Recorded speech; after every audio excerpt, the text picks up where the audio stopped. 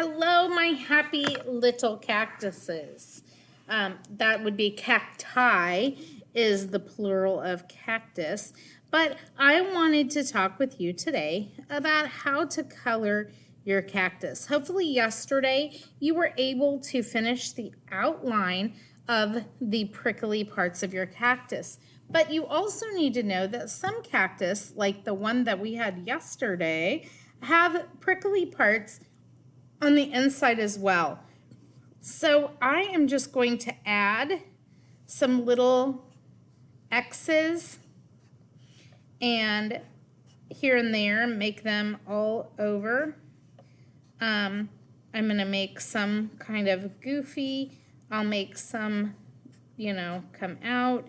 But our cactus is not, this one anyway, it has more than just the little prickly parts on the inside. It also has the outside as well. So I'm going to go ahead and double some of these as well, just to make it look a little bit more like the ones on the inside.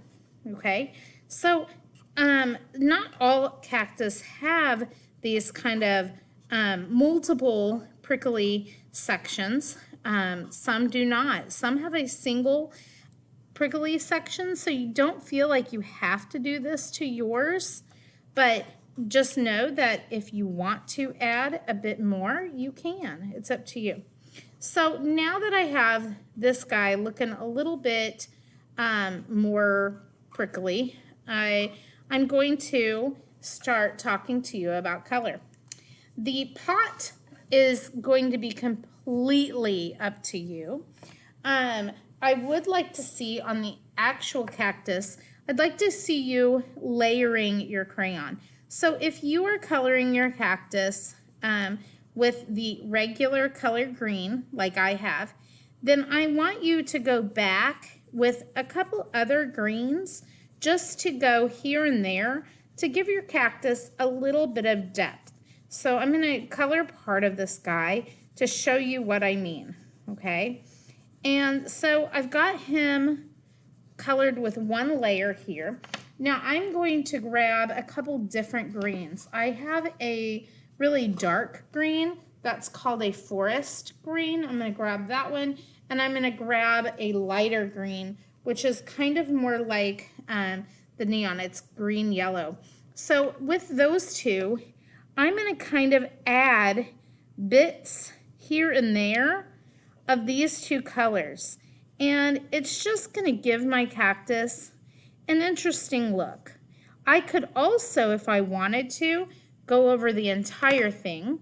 So that would look more like this, where I'm, giving the entire area a layer. When you layer and layer and layer in crayon, it eventually becomes kind of like a soft look. And a lot of the green part of the cactus is a very soft, smooth area. So consider giving your cactus lots of layers of green, okay? Now, again, I told you your pot can be whatever color you'd like. So if you want to do a purple pot, then go right ahead. If you want to do stripes on it, where you do one color and then you come back with another color and you have maybe a third color. Now, of course, I haven't taken this all the way across, but I could. Then yeah, do that. It does not matter, all right? The background of our cactus is going to look a little bit like wallpaper, but it's going to be made out of shapes. So I'm going to start at the bottom, and the colors that you use for the background do not matter to me. You can choose your colors. So I'm going to grab a turquoise blue and a sea green to start.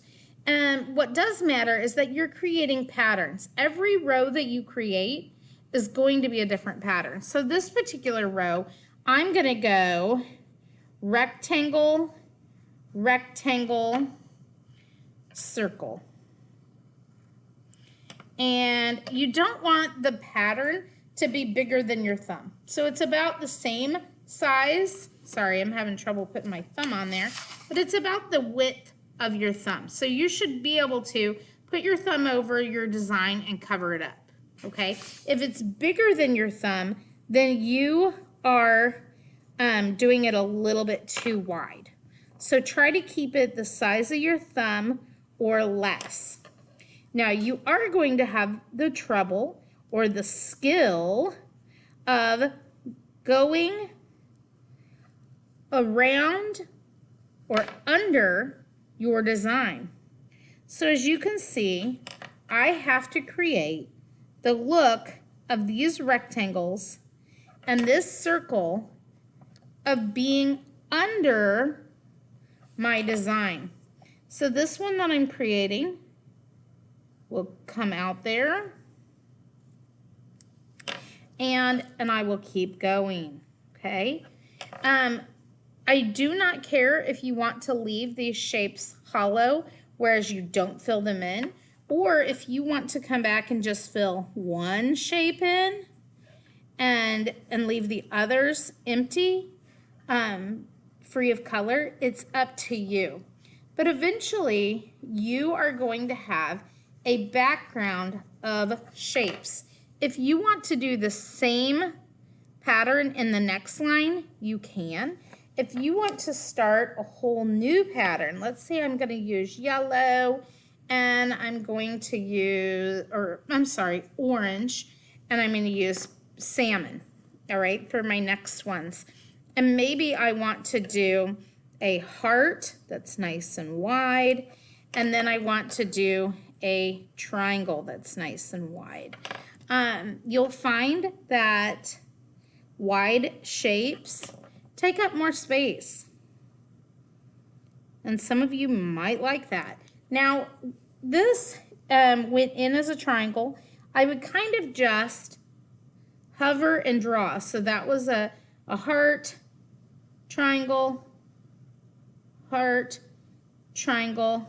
So I would actually end up with a heart coming out.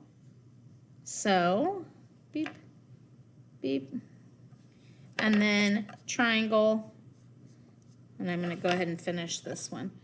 Heart, and part of a triangle here that's going to go off the page. Okay, so I hope that you can see that you're going to do shapes all the way up. Now, some of your areas, it's not going to be a very big line. You're only going to have a small section here and a small section here, okay? And then there's others, like here at the very top, where I do almost the entire line. But I would start at the bottom and work my way up and make it colorful, make it you. Do what you want, do what makes you happy. Now, is this finished? No.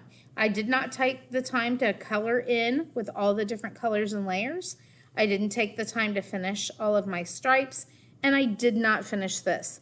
You are going to have that time. I just didn't want your video to be way too long. I want you to have work time, okay? So be a great worker, and I can't wait to see what you create. Take a if I could talk, take a picture of it and load it up into our media album for everyone to see. Bye.